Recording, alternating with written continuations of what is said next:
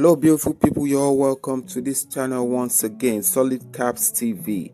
Yes, a place where you get quality entertainment and news all rounder. It is not unheard of for men to have more than one wife, with many cultural practices and religions of the world even supporting the habit. However, it comes across as an unusual thing to hear of a woman with multiple husbands. Polyandry is a form of marriage in which a woman takes two or more husbands at the same time. According to Britannica.com, here are some countries that allow polyandry. While most countries only allow monogamous and polygamous marriages, a few cultures around the world allow polyandry, which allows a woman to marry more than one man. Here is a list of countries that practice polyandry. Number 1, we have India. Polyandry is practiced by Paharis in Joasubawa region of northern India, and a minority of people in Kanwar, Himachal justify and practice this. As descendants of Pachi Pandavas, 5 brothers who were husbands to a woman named Draupadi, daughter of King Panchala, are believed to have carried on the tradition. Polyandry is also practiced by the Toda tribe of Nilgiris, the Najadat Valela of Travancore, and some Nair caste systems in southern India. In 1988, Tibet University conducted a survey of 753 Tibetan families and discovered that 13% practiced polyandry. India as a country has more than one tribe practicing polyandry. Polyandry is prevalent in parts of North India, as mentioned before. Yes, Paharis in the Joasburg region, while in Kanwar, Himachal, a minority people that practice polyandry. As descendants of the Pachi Pandavas, they believe that they have to carry on the tradition. Also, the Toda tribe of Nilgiris, Nojanda Velara of Travancore, and also Nair caste system in southern India. Then you have Kenya. While polyandry isn't explicitly prohibited or forbidden under the law in Kenya, it is a common practice. Polyandry marriage was first reported in Kenya in 2013 when 2 men decided to marry a woman they both adored. The bride couldn't decide which man she wanted, so it was a good excuse to marry all 3 of them. There also have been reports of polyandry among Kenya's Maasai people. In August 2015, 2 Kenyan men entered into an agreement to marry a woman with whom they have been having an affair. Kenyan laws don't explicitly forbid polyandry, therefore, legal action can be taken against people who practice it. There have also been reported cases of polyandry among the Maasai people of Kenya. Now, China. In modern-day China, Tibet is a region covering much of the Tibetan plateau. It is a traditional homeland of the Tibetan people as well as some other ethnic groups such as Monpa, Taman, Kuya, Shepa, and Loba peoples, and is also inhabited by considerable numbers of Han, Chinese, and Hui people.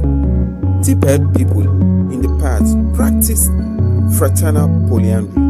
The woman in the scenario might not tell the husband which child belongs to whom in order not to create any problems or issues in their family.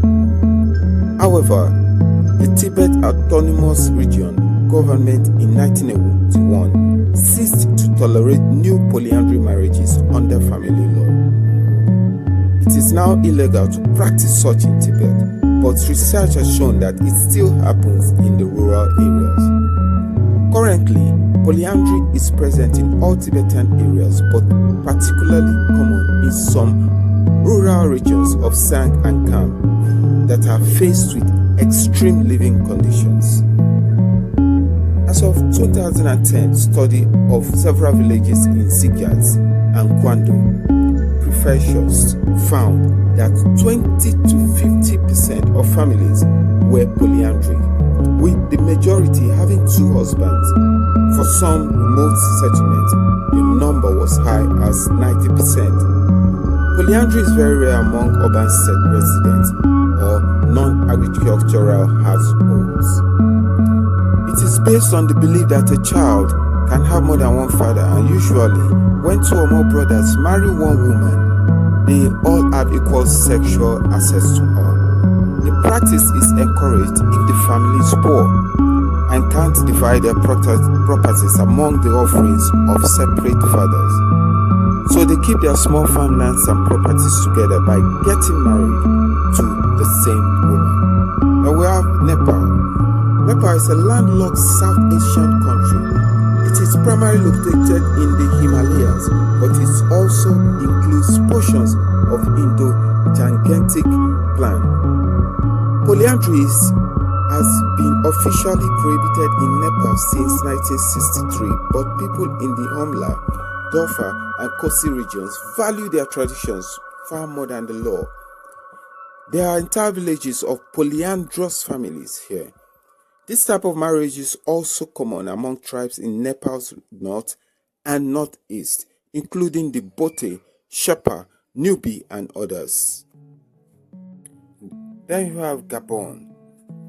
Both men and women can join in polygamous marriage with another gender under Gabonese law.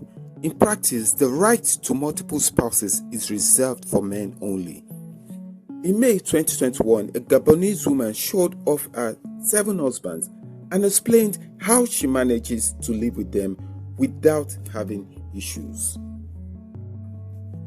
According to the story, the woman is a traditional doctor who treats sick people and also claims to raise the dead.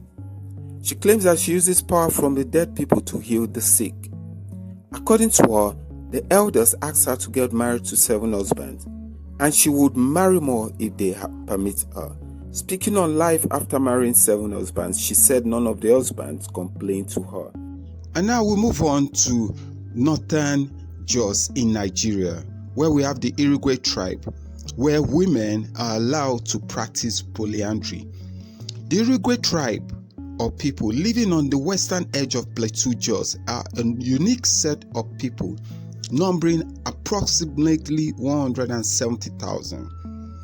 This group of people are known to be strong supporters of polyandry. It may or may not be as surprising given their peculiar customs, language, and social traditions, which set them apart from neighboring tribes.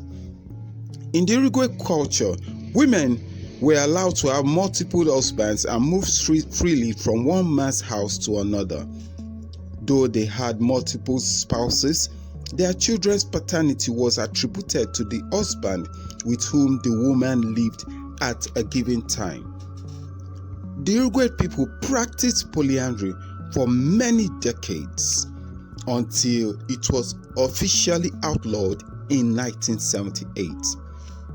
The reason for practicing polyandry are for economic consideration. This is aside from their tradition and culture. Some other reasons they practice are these economic reasons of resources pooling, labor, and land amongst the husbands, which was especially important in their agricultural communities. Then, for infertility, polyandry served as a solution to issues of infertility.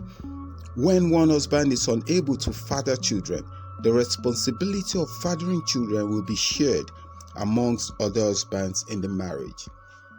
Then, for inheritance, in some cases, polyandry helped preserve family land and property rights, since children born in a polyandrous marriage are considered the heirs of all the husbands involved. The family's land and assets remained within the group. Thank you as we come to the end of this session.